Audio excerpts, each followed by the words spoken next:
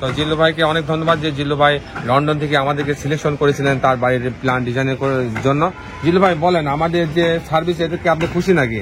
জি অবশ্যই, আমি আপনাকে অসংখ্য ধন্যবাদ জানাই এবং তার পাশাপাশি আমার আঙ্কেল সাকিব আজকে মৌলভীবাজারে আসছে। খুবই অত্যন্ত খুশি যে এই জন্য যে টুটুল ভাই ওনার ছেলেকে নিয়ে আসছে এবং আমার সাইটটা পরিদর্শন করতেছে। আজকে কিছুদিন আগে উনি প্রায় আজ থেকে 1.5 মাস পূর্বে উনি চলে আসছিল, আইসা দেখে গেছে।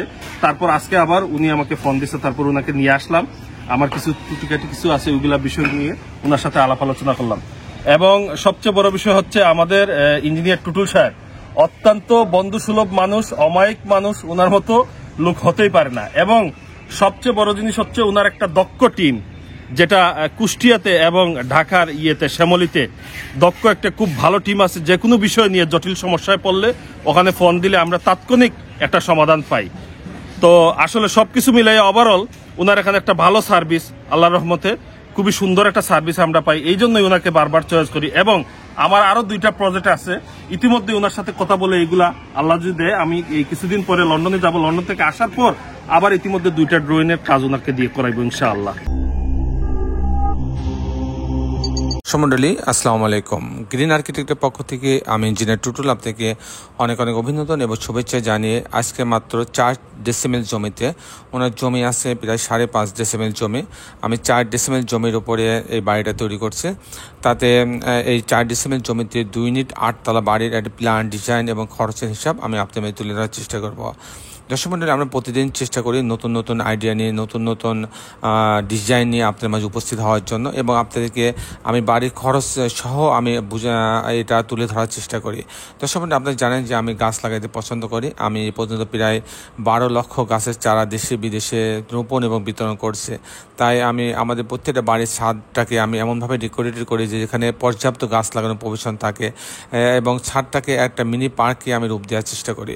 তো দর্শক মণ্ডলী, আপনি জানেন যে আমাদের বেশ কিছু অভিজ্ঞ আর্কিটেক্ট আছে, সিভিল ইঞ্জিনিয়ার আছে, তাদের সমন্বয়ে কিন্তু আমরা ডিজাইনগুলো করে দিয়ে থাকি। আমাদের ডিজাইন কিন্তু একজন ইঞ্জিনিয়ার করে না, এর প্রত্যেকটা পার্ট প্রত্যেকটা ইঞ্জিনিয়ার আলাদা আলাদাভাবে করে এবং প্রত্যেকটা আমার টাচে থাকে। তো দর্শক মণ্ডলী, আমরা বাংলাদেশের প্রত্যেকটা জেলা উপজেলাতে আমরা আমাদের ডিজাইনের কাজ করে দিয়ে থাকি এবং কনসালটেন্সি করে দিয়ে থাকি। আমরা অনেকে যারা সময়ের অভাবে বাড়ি করতে পারছে না, তাদের ফুল কনসালটেন্সি নিয়ে আমরা এরকম ছবির মতো করে বাড়ি তৈরি করে দিয়ে আসি। তো দর্শক মণ্ডলী, আপনারা জানেন যে দেশে বিদেশে আমাদের অগণিত ভালোবাসার মানুষ তৈরি হচ্ছে, তাদের কাজগুলো আমরা করি। তারা আমাদের ভিডিওগুলো দেখেন, তারা আমাদের কমেন্টস করেন, তারা আমাদের কাছে বিভিন্ন মেসেজ দিয়ে বিভিন্ন তথ্য জানতে চান, আমরা সেগুলো তাদেরকে জানানোর চেষ্টা করি।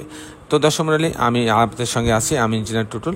আমি কিছুক্ষণের মধ্যে এটা আর্কিটেকচারাল ড্রয়িং আপনাকে নিয়ে যাব। আপনি জানেন যে আমরা একদিকে যেমন ডুপ্লেক্স বাড়ি ডিজাইন করি, 1 তলা 2 তলা বাড়ি ডিজাইন করি, আমরা নামমাত্র টাকায় মসজিদের ডিজাইন করি। আমি এই পর্যন্ত প্রায় 1000-এর কাছাকাছি মসজিদের ডিজাইন করে ফেলছে। তো দর্শক মণ্ডলী, আমি কিছুক্ষণের মধ্যে আপনাদেরকে আর্কিটেকচারাল ড্রয়িংয়ে নিয়ে যাব। তারপর এই ধরনের বাড়ি নির্মাণ করতে কেমন টাকা খরচ হয় তারও একটা হিসাব আমি আপনাদের তুলে ধরার চেষ্টা করব। তো দর্শক মণ্ডলী, আসুন আর্কিটেকচারাল ড্রয়িংটা আমরা উপভোগ করি। মণ্ডলী, আর্কিটেকচারাল ড্রয়িংটা এরকম আপনি দেখতে পাচ্ছেন যে এটা গ্রাউন্ড ফ্লোর। আমি যেটা বলছিলাম যে ওনার জমি 5.5 ডেসিমেল জমি আছে, আমরা 4 ডেসিমেল একটু বেশি নিয়ে আমরা ডিজাইনটা তৈরি করছি।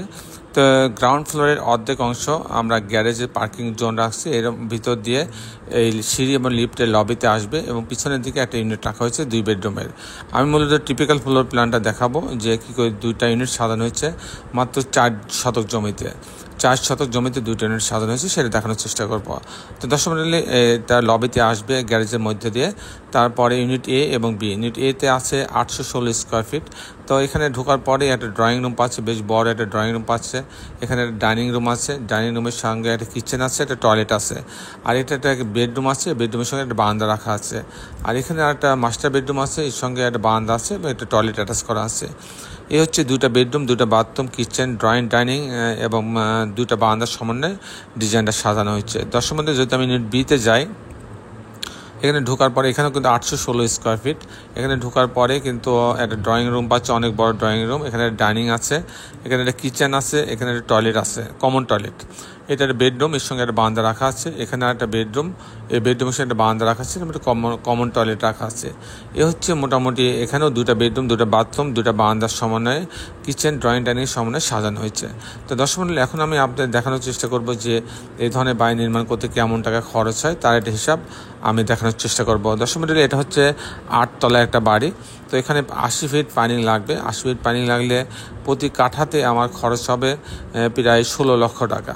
তো দর্শক মণ্ডলী, এরপরে যে খরচটা থাকবে সেটা হচ্ছে পাইল, ক্যাপ, শর্ট কলাম এবং গেট বিম পর্যন্ত। তো এই পর্যন্ত খরচ আমার প্রতি স্কোয়ার ফিটে 1200 টাকা খরচ হবে। আর প্রতি তলা যদি আমি কাস্টিং করতে চাই তাহলে 650 টাকা খরচ হবে। আর এরকম একটা বাড়ি যদি আমি ছবির মতো এরকম একটা 8 তলা বাড়ি যদি 4 শতক জমিতে করতে চাই, পাইলিং সহ, লিফট সহ, কাস্টিং সহ, ফিনিশিং কাজ, জানলা, দরজা, রেলিং, গ্রিল, ইলেকট্রিক্যাল কাজ, প্লাম্বিং কাজ সব সহ যদি আমি কমপ্লিট ছবির মতো করতে চাই তাহলে আমার 2500 টাকা থেকে 3000 টাকা স্কোয়ার ফিট খরচ হবে। তো 2500 টাকা যদি স্কোয়ার ফিট আমি ধরি, সেই হিসাবে এরকম একটা 8 তলা বাড়ি 4 শতক জমিতে করলে, যদি ফুল 4 শতক জমি আমি ব্যবহার করি তাহলে আমার 3.5 কোটি টাকা খরচ হবে। 3.5 কোটি টাকা খরচ হবে। দর্শক মণ্ডলী, এই ছিল মোটামুটি আজকে আমার উপস্থাপনা। আপনি যারা দেশে এবং দেশের বাইরে আমার এই ভিডিওটি দেখলেন, সবাইকে আমি আমার প্রতিষ্ঠান গ্রিন আর্কিটেক্টের পক্ষ থেকে অনেক অনেক অভিনন্দন এবং ধন্যবাদ জানাচ্ছি। দর্শক মণ্ডলী, শেষের বেলা একটি কথা, আসুন আমরা সবাই আমাদের সুন্দর পৃথিবীটাকে সুন্দর রাখার জন্য অন্তপক্ষে একটি করে গাছ লাগাই। সবাই ভালো থাকবেন। আল্লাহ হাফেজ।